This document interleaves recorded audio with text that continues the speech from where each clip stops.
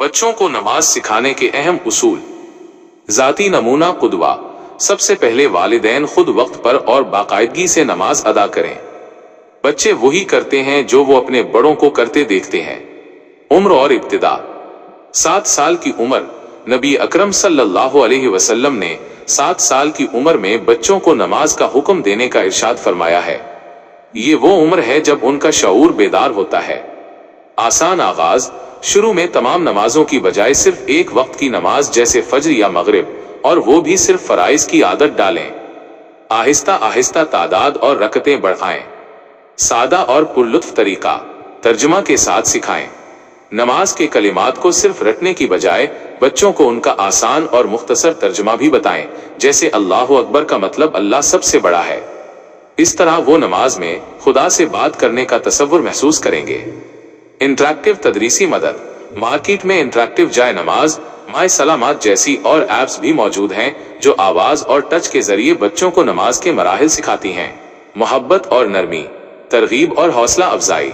डांटने या सख्ती की बजाय नमाज पढ़ने पर तारीफ और छोटे इनाम दें, जैसे कोई पसंदीदा ट्रीट या खुसूसी तवज्जो। इससे नमाज के साथ मुस्बत वाबस्तगी पैदा होती है। सजा से गुरेज। 10 साल की उम्र तक भी अगर वो नमाज न पढ़ें तो हल्की सी तंबीह का हुक्म है, लेकिन उससे पहले सख्ती या गुस्सा उनके दिल में नफरत पैदा कर सकता है। मोहब्बत, सब्र और हिकमत से काम लें।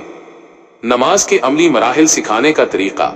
अमली मश्क, प्रैक्टिकल ट्रेनिंग। जैसे नबी अकरम सल्लल्लाहु अलैहि वसल्लम का हुक्म है, तुम इसी तरह नमाज पढ़ो जिस तरह तुम मुझे नमाज पढ़ते हुए देखते हो।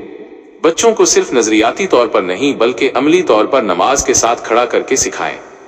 बुनियादी चीजें। वुजू। वुजू का तरीक़ाकार कहानी या गाने के अंदाज में सिखाएं और दिखाएं। सफ बंदी।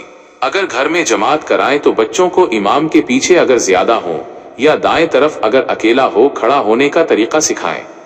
अहम दुआ। हजरत इब्राहीम अलैहिस्सलाम की दुआ बच्चों को याद कराएं और खुद भी करें। ऐ मेरे रब, मुझे और मेरी औलाद को नमाज कायम करने वाला बना दे। ऐ हमारे रब, मेरी दुआ को कबूल फरमा।